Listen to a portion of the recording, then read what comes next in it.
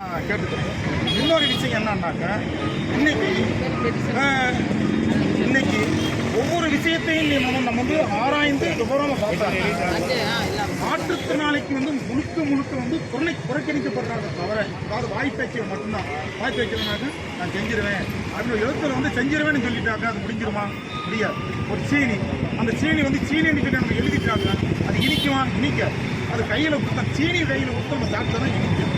அது மாதிரி அவங்க என்ன செய்கிறாங்கன்னா, அமுல்படுத்தணும்னு சொல்லி அனைத்து வகை மாற்றுத்திறனாளிகள் மற்றும் பாதுகாப்பு சங்கத்தின் சார்பாக நான் கேட்டு எனக்கு வாய்ப்பு நன்றி கூறி விடைபெறுகிறேன். பொதுவாக நன்றி.